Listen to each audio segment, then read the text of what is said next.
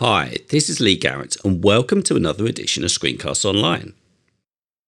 We've covered lots of reading applications in the past, many of which are predominantly RSS feed aggregators and readers, and in almost all of them we reference other dedicated read it later services. Yet at no point have we covered one in depth.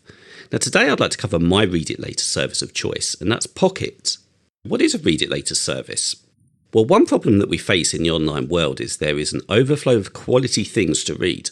And quite often the point that we first see the article is not actually the optimum time that we want to read it. Also, quite often sites are overrun with ads and pop-ups that make the whole reading experience quite unpleasant.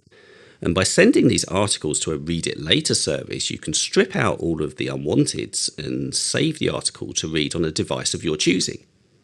The two main players in the read it later scene have always been Instapaper and Pocket, and to be honest there is very little to choose between them. They're both fantastic services. There are applications available for Pocket on macOS, iOS, iPadOS, and it also runs via a web interface as well if you so wish. So let's see how it works.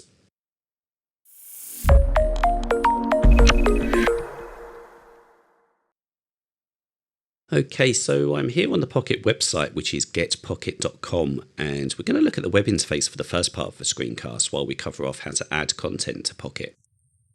Now to use Pocket, you're going to need to create an account, and there are two tiers of accounts that you can have. There is a free tier and a premium one. I'm going to show you the features of the free tier for now, but to look at what the premium tier can offer, I'm going to click on Go Premium. And if I scroll down, I should see the difference in the two pricing models. So for the free account, it's not exactly overflowing with information. You can save stuff, you can read stuff, you can watch it and listen to it. And the premium account offers several benefits. The main one, I guess, being the permanent online library of everything that you've ever saved.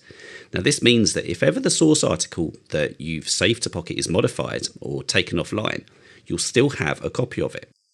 There are also some other features, and we'll cover these off later when we've looked at the main interface in a little more detail. For now though, I'm going to go back to the home page. There are two ways that you can create an account. You can create one that links directly to your Google account, or you can sign up for Pocket directly via email, which is my own personal preference. And when you click here, just enter your name, email address, and select a password and click sign up.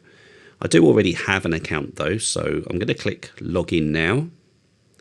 I'll enter my username, now the password, and I'll click login.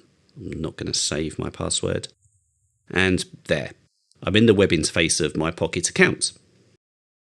That's just a quick preview of one of this week's Apple-related tutorials from Screencasts Online.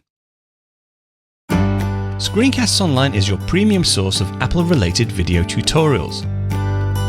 All of our members get access to brand new, up-to-date tutorials each week, as well as unlimited access to our entire video archive full of Mac and iOS-related tutorials. You can stream and download all of our videos on your Mac, iPad and iPhone, and even your Apple TV using the members-only Screencasts Online Apple TV app.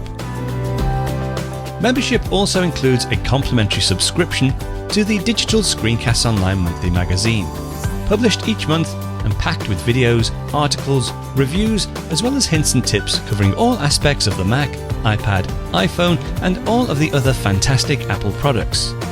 So, if you're ready to start getting the most out of your Apple devices, visit screencastsonline.com today and become a Screencasts Online member.